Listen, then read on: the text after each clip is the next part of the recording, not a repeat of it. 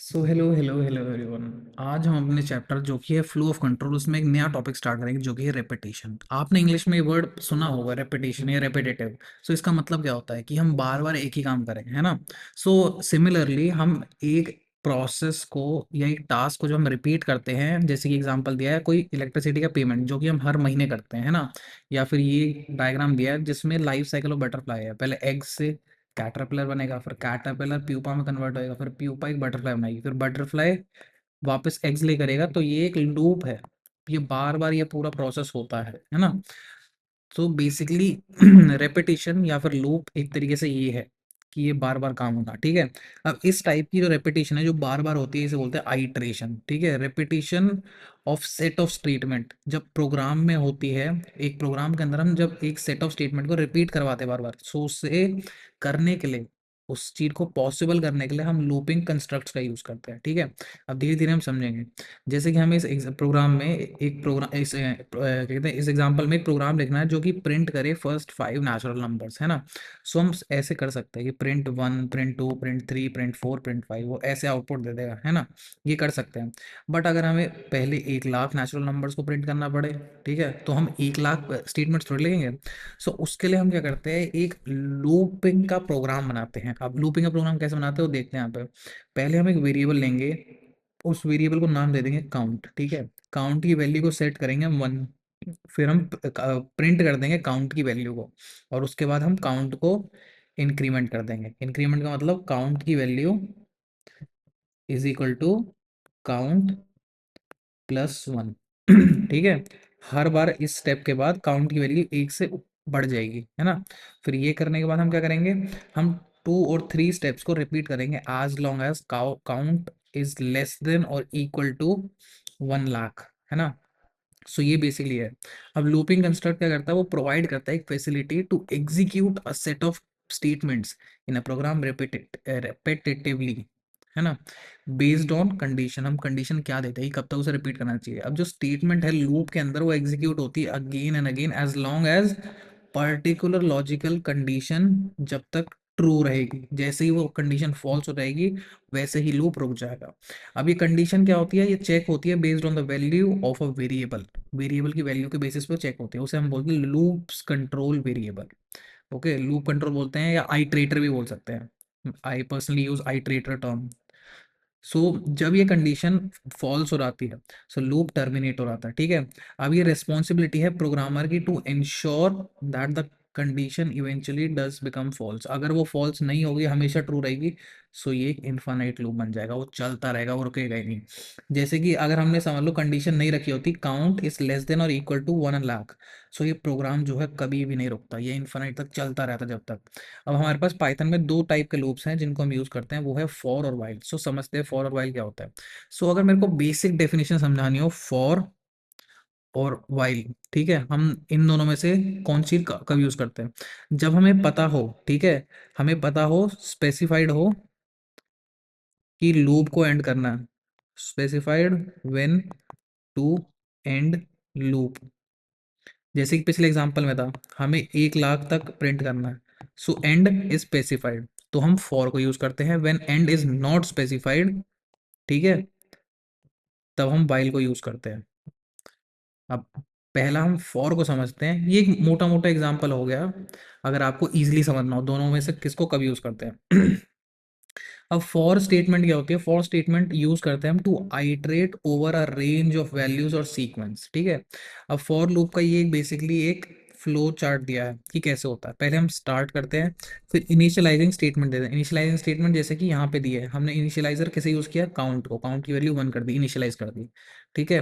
फिर उसके बाद एक एक्सप्रेशन देंगे, एक्सप्रेशन किस लिए, कि हम इसमें लॉजिक डिफाइन करेंगे कि कब तक वो लूप चलना चाहिए। टेस्ट एक्सप्रेशन जब तक ट्रू रहेगा, जो बॉडी है फॉर लूप की, बॉडी मतलब जैसे कि मैंने इफ एल्स में समझाया था, इफ के अंदर जो भी कंडीशन लिखते हैं हम, उसके बाद यहाँ पे जो भी स्टेटमेंट लिखते हैं वो इफ का बॉडी हो गई। ऐसे ही फॉर की जो बॉडी है, फॉर की बॉडी तब तक काम करेगी जब तक जो टेस्ट एक्सप्रेशन है वो ट्रू रहेगा। जैसे ही फॉल्स होएगा लूप को एग्जिट कर देगा, और लूप के बाद की जो स्टेटमेंट है उसे एग्जीक्यूट करेगा, उसके बाद स्टॉप हो जाएगा कंप्लीटली प्रोग्राम। सो बेसिकली ये है, ठीक है।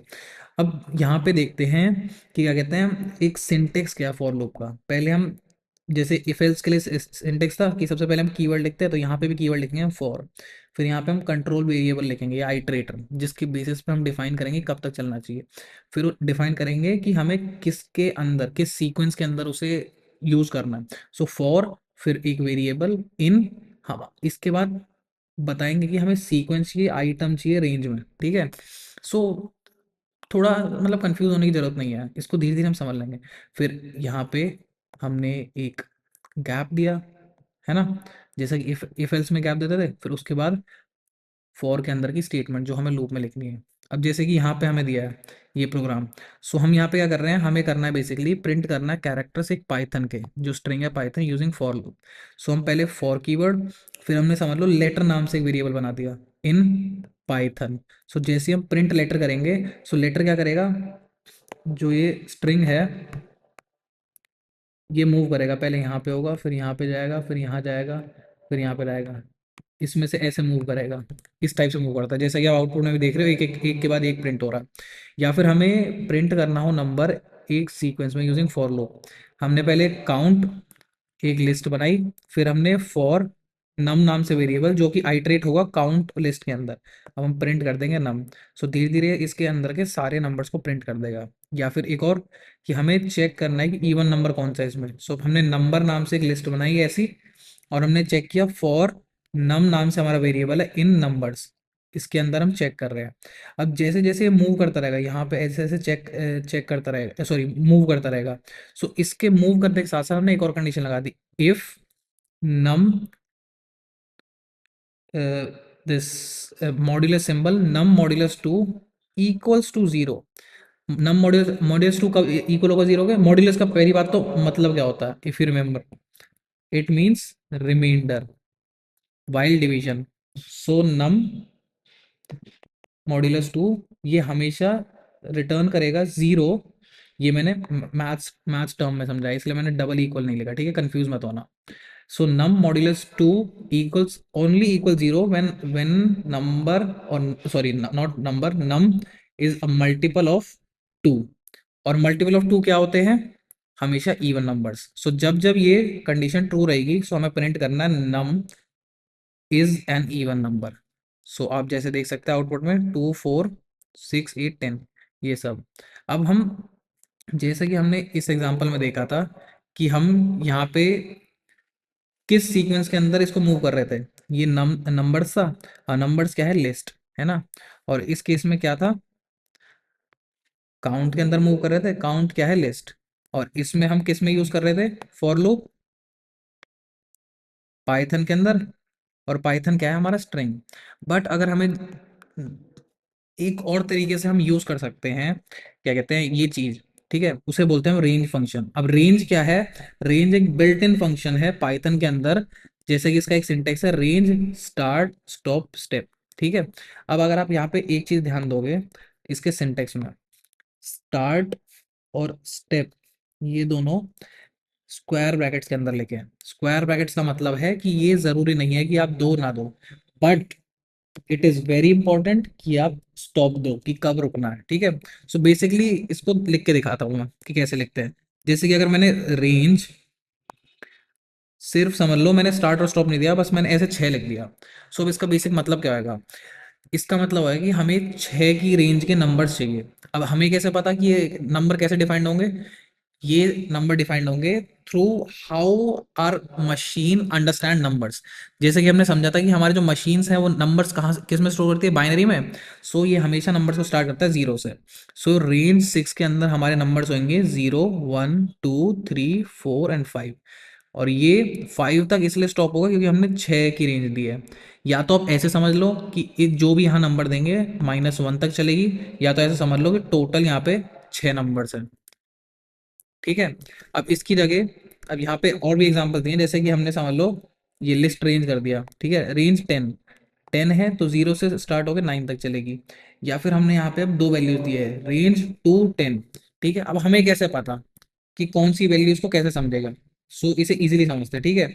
लेट्स सपोज कि हमने एक वैल्यू दी, तो इसे क्या पता कि वो वैल्यूज कैसे समझनी है, या फिर दो वैल्यूज दी उसे कैसे समझनी है, ठीक है। अगर आप सिर्फ एक वैल्यू लिखेंगे, सो एक वैल्यू को ये समझेगा कि आपने सिर्फ स्टॉप दिया है। अगर आप दो वैल्यूज देंगे तो ये समझेगा स्टार्ट और स्टॉप दिए, अगर आप तीन वैल्यूज दोगे तब मतलब तीनों दिए, ठीक है। अब यहाँ पे जैसे कि हमने दो वैल्यूज दिए 2 और 10, सो पाइथन हमारा समझेगा कि 2 से स्टार्ट करना है और 10 तक खत्म करना है, ठीक है। 2 3 4 5 6 7 8 9, 9 तक एंड हुआ क्योंकि यहाँ पे हमने 10 पास किया, 10 - 1 तक ये चलेगा। अब यहाँ पे हमने 3 दिया है, ठीक है। अब इसका मतलब समझते हैं। सबसे पहले तो पहला जो नंबर है वो डिफाइन करता है कि कहाँ से स्टार्ट करना है। दूसरा नंबर डिफाइन करता है कहाँ तक स्टॉप करना है। तीसरा नंबर डिफाइन करता है कि स्टेप्स कितने लेने हैं, उसके बीच में कितना गैप होना चाहिए। जैसे कि यहाँ देख सकते हैं स्टार्ट हमारा 0 से हुआ है, ठीक है। अब बाय डिफॉल्ट ये दो नंबर डिफाइन करते हैं कि 0 से 29 तक मूव करना चाहिए। बट जो थर्ड नंबर है स्टेप इक्वल्स 5, इसकी वजह से क्या होएगा, 0 के बाद हम 1 पे मूव नहीं करेंगे, 0 + 5 हो जाएगा, सो 5, फिर 5 + 5 हो जाएगा 10, फिर 10 + 5 हो जाएगा 15, ऐसे ऐसे मूव ऑन करते रहेंगे। 15 के बाद 20, 20 के बाद 25, फिर 25 के बाद 30 आना चाहिए था, बट हमारी रेंज कहाँ तक है, 29 तक, क्योंकि हमने यहाँ पे 30 पास किया है, ये 30 पास कर रखा है, ओके। सो इसीलिए हम सिर्फ 25 तक वैल्यू देख सकते हैं, ओके।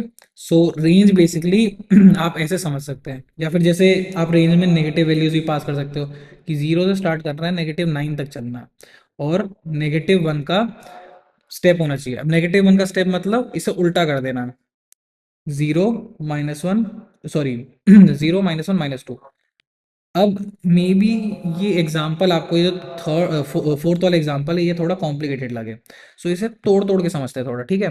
पहले हम सिर्फ 0 और -9 लेंगे, ठीक है। रेंज 0 और -9, ओके। 0 से लेके -9 तक चलना, ठीक है। अब लास्ट में ये तो आपको इजीली समझ आ जाएगा कि -9 मतलब, अगर आप नॉर्मल वे में सोचोगे तो -9 से 0 रीच करेंगे ना, क्योंकि छोटे नंबर से बड़े नंबर पे रीच करते हैं। अब दूसरी चीज क्या है, -1, -1 क्या कर देगा, इसको रिवर्स कर देगा, इसलिए हमें आंसर में 0 से -8 तक दिख रहा है, ओके। आप ऐसे समझ सकते हैं। So with this now we know कि जो फंक्शन है रेंज, ये ऑफनली हम यूज करते हैं लूप के अंदर जब हमें एक सीक्वेंस ऑफ नंबर को जनरेट करना हो। जैसे कि हमें रेंज 5 लिखा है, तो इसका मतलब है जीरो से लेके 4 तक की वैल्यूज, इसके बीच में ये वैल्यूज या आइटरेटर काम करेगा, ठीक है, 0 1 2 3। और अगर नंबर जो है, ये नंबर जो है 0 से बड़ा होगा तो प्रिंट करना है num × 10। सो 0 से बड़ा कौन सा नंबर है, 1 2 3 4, सो इसलिए आप ×10 देख सकते हैं, 10 20 30 40। सो अब हमने समझ लिया फॉर लूप, रेंज। अब सब चलते हैं वाइल लूप। अब वाइल लूप के बेसिकली मैंने आपको बताया था कि वाइल लूप भी फॉर लूप की तरह काम करता है, कि ये रिपीटेडली काम करता है, बट इसका करने का तरीका अलग है थोड़ा। हम पहले स्टार्ट करते हैं, फिर इनिशियलाइजिंग स्टेटमेंट देते हैं। इनिशियलाइजिंग स्टेटमेंट जैसा कि मैंने आपको बताया था, let me erase it first. Initialising statement ये होती है ठीक है। फिर टेस्ट एक्सप्रेशन देते हैं कि कब तक काम करना है, और जब तक वो टेस्ट एक्सप्रेशन ट्रू रहेगा बॉडी ऑफ वाइल लूप चलता रहेगा, और जैसे ही फॉल्स हो जाएगा वो वाइल लूप खत्म हो जाएगा, फिर स्टॉप हो जाएगा, ठीक है। अब आप बेसिकली ये चेक कर रहे होंगे आप, मतलब अगर आप डिफरेंस इसका देखेंगे फॉर और वाइल का, सो ये दोनों सिमिलर है। यहाँ पे भी स्टार्ट के बाद इनिशियलाइजिंग स्टेटमेंट आ रही है, फिर टेस्ट एक्सप्रेशन जब तक ट्रू रहेगा तब तक बॉडी ऑफ फॉर लूप काम करेगी, फॉल्स होती है एग्जिट हो जाएगा, है ना। सिमिलर है, बट हमें डिफरेंस कहाँ आता है, कि जैसे कि अभी एग्जांपल में आते हैं, ठीक है। पहला तो इसमें सिंटेक्स आ गया, वाइल लिखेंगे हम, फिर कंडीशन लिखेंगे कौन सी चेक करनी है, और कंडीशन के बाद कोलन, फिर बॉडी ऑफ वाइल, है ना। इसकी जो लिखने का तरीका है, सिंटेक्स है, वो सिमिलर है इफ एल्स स्टेटमेंट से, है ना। बट अगर आप यहाँ पे जैसे फॉर का देखेंगे तो ये थोड़ा सा डिफरेंस है। फॉर ऐसे लिखा हमने, फिर उसके अंदर एंटर किया, थोड़ा सा डिफरेंट है। हमने बहुत सारे चीज़ें हमें लिखनी पड़ती है फॉर, फिर हमें इनिशियलाइजिंग स्टेटमेंट लिखनी पड़ती है, फिर डिफाइन करना पड़ता है कि कहाँ तक काम करना है इसे। बट वाइल में ऐसा नहीं है, वाइल में जस्ट हमें वाइल लिखना है और टेस्ट कंडीशन लिखनी है, फिर हमारा बॉडी ऑफ वाइल लो थोड़ा सिंप्लीफाइड हो जाता है। जैसे कि पहला हमारा प्रोग्राम आ गया कि हमें पहले 5 नेचुरल नंबर को प्रिंट करना है यूजिंग वाइल। सो हमने पहले काउंट को 1 लिख दिया वैल्यू, ठीक है। अब वाइल तब तक ये प्रोग्राम चलेगा जब तक काउंट की value greater sorry smaller than और इक्वल टू 5 हो। फिर हम प्रिंट कर देंगे काउंट की वैल्यू, और काउंट को हम इसके बाद इंक्रीमेंट कर देंगे। सो इससे क्या होएगा, अभी वैल्यू 1 है ना। सो काउंट 5 से छोटा है या फिर इक्वली, कंडीशन ट्रू है। सो ये प्रिंट कर देगा काउंट की वैल्यू 1, और काउंट की वैल्यू यहाँ पे क्या कहते हैं वो हो जाएगी इंक्रीमेंट। सो काउंट की वैल्यू यहाँ पे 2 हो जाएगी, ठीक है। फिर 2 हो गई, फिर वापस जाएगा यहाँ पे, ठीक है, कंडीशन चेक करेगा। 2 पे भी कंडीशन ये ट्रू है, count smaller than equal to 5। So print कर देगा 2, फिर उसके बाद इंक्रीमेंट कर देगा। फिर ऐसे चलते चलते 3, 4, अब ये 5 है ना, 5 पे कंडीशन ट्रू है। सो इसलिए पहले प्रिंट करेगा, फिर जैसे ही ये वैल्यू इंक्रीमेंट होगी 6 होगी, फिर ये वापस जाएगा। सो ये कंडीशन अब हो गई फॉल्स। कंडीशन फॉल्स हो गई तो ब्रेक क्या कहते हैं, लूप अब स्टॉप हो गया। सो हमें एट लास्ट आंसर में क्या दिखेगा, 1 2 3 4 5, जैसा कि यहाँ पे देखा। ठीक है, आप ऐसे सिंप्लीफाइड तरीके से समझ सकते हैं इसे। यहाँ पे भी सिमिलर चीज़ दी है, बस थोड़ा सा क्या कहते हैं उसे थोड़ा सा कॉम्प्लिकेट कर दिया है। अब हमें क्या करना है, हमें फैक्टर्स को फाइंड करना of whole number using while loop. ठीक है, अब इसमें हम क्या लेंगे, पहले एक नंबर लेंगे। नंबर के अंदर क्या होगा, एक इनपुट होगी वैल्यू जिसके हमें फैक्टर्स चाहिए, है ना। और उसे हम इंटीजर में कन्वर्ट कर देंगे। इंटीजर में कन्वर्ट क्यों करेंगे, क्योंकि ये एक नंबर है, ठीक है। फिर हम प्रिंट कर देंगे। प्रिंट क्या करेंगे हम, प्रिंट 1 एंड विद स्पेस। सो 1 इससे प्रिंट हो जाएगा कि 1 एक फैक्टर है। फिर हम और फैक्टर्स को ढूंढेंगे। अब हम फैक्टर की वैल्यू डिफाइन कर देंगे 2, ठीक है। अब फिर हम कंडीशन यहाँ पे लूप स्टार्ट कर देंगे, वाइल फैक्टर जो है divide equals sorry factor is smaller than num divide 2। अब हमने ये इसलिए किया, जैसे कि लेट्स सपोज 1 2 3 4 5 6 7 8 9 10, ठीक है। लेट्स सपोज हमें 10 के फैक्टर्स निकालने हैं। सो 10 के फैक्टर्स क्या होंगे, 1 2 5, है ना, और 10 इटसेल्फ, बट 10 को हम काउंट नहीं करेंगे, 1 2 5 होएगा। अब आप एक चीज ध्यान देंगे कि 10 के फैक्टर्स कहाँ तक मैक्सिमम निकल रहे हैं, 10 डिवाइड बाय हाफ। सो इसीलिए हमने ये डिवाइड बाय हाफ लिखा है। फैक्टर कहाँ तक हो सकते हैं, divide by half. If num percentage symbol that is modulus factor equals to 0, अगर वो डिविजिबल, इसका मतलब है डिविजिबिलिटी चेक कर रहे हैं, अगर डिविजिबल होएगा तो उसका रिमाइंडर ऑब्वियसली 0 होगा। If it is divisible, so print factor and with space, और फैक्टर में 1 इंक्रीमेंट कर दो। 1 इंक्रीमेंट क्यों कर रहे हैं, ताकि ये लूप चलता रहे, आगे चलता रहे। जैसे कि 1 पे ट्रू हो रही कंडीशन, फिर आगे चलेगा, फिर 2 पे ट्रू हो रही, आगे चलेगा, 3 पे ट्रू नहीं है, आगे चलेगा, 4 पे ट्रू नहीं है, आगे चलेगा, 5 पे ट्रू है, आगे। अब आगे नहीं चलेगा क्योंकि डिवाइड बाय 2 तक हम रीच कर गए, है ना। यही कंडीशन थी, डिवाइड बाय 2। फिर जैसे ये वाइल लूप पूरा कंप्लीट हो जाएगा, फिर प्रिंट कर देंगे हम नम एंड विद ये, जैसे कि हमने 6 के वो चाहिए थे, क्या कहते हैं फैक्टर्स। सो आप यहाँ पे देखेंगे 1 2 3 6, है ना। सो अब बेसिकली हम समझ चुके हैं कि फॉर और वाइल कैसे यूज करना है, हम कैसे कैसे अलग तरीकों से उसे यूज कर सकते हैं। So now I will help you learn about break and continue statement in the next lecture. For this lecture, thank you, see you, tata, bye bye.